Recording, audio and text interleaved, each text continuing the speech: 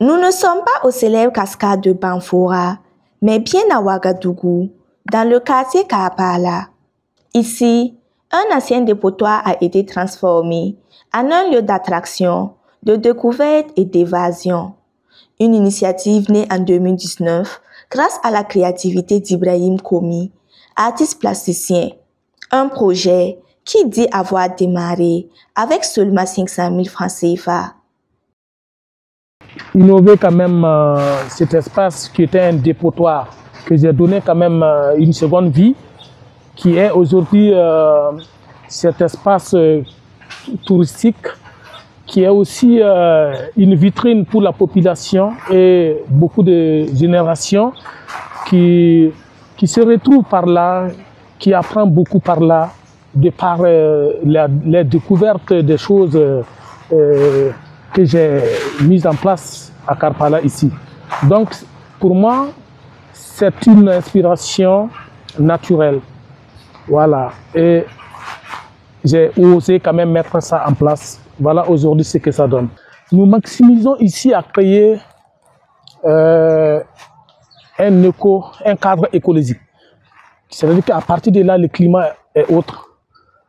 Donc même au moment de la chaleur, quand tu viendrais par là, tu dois quand même te sentir dans un autre pays. Voilà, tout est possible quand on a la bonne volonté de le faire. Dès l'entrée, le regard est captivé par une multitude d'œuvres d'art. À l'angle, une impressionnante infrastructure en forme de bateau, dotée de compartiments de détente et de chaises, entourée d'un bassin où nagent des poissons. Dans ce bassin, on a plus de 2 tonnes de poissons. Hein. Mais ce n'est pas tout. Le site abrite aussi une reproduction en miniature des cascades de Banfora, des grottes et même quelques animaux comme des singes, des autruches et bien d'autres.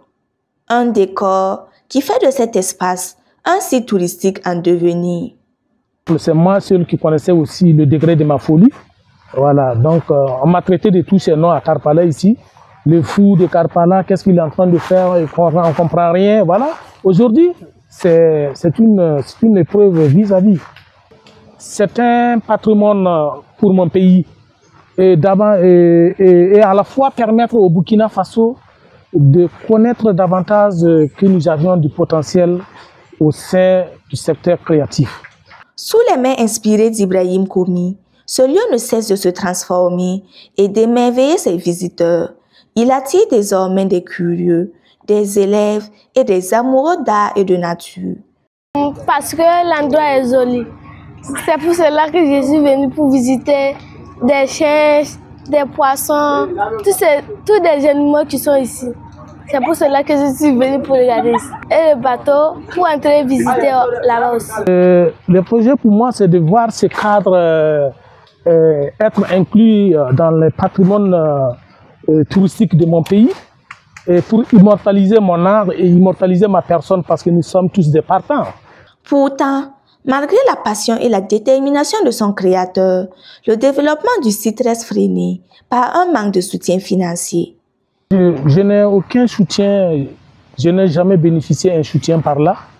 Je pense que le soutien, c'est quoi? L'encouragement du public déjà est un soutien pour moi, mais un soutien financier, je n'ai jamais reçu. Ce que j'ai refusé, c'est d'aller vers l'autre pour demander. Voilà.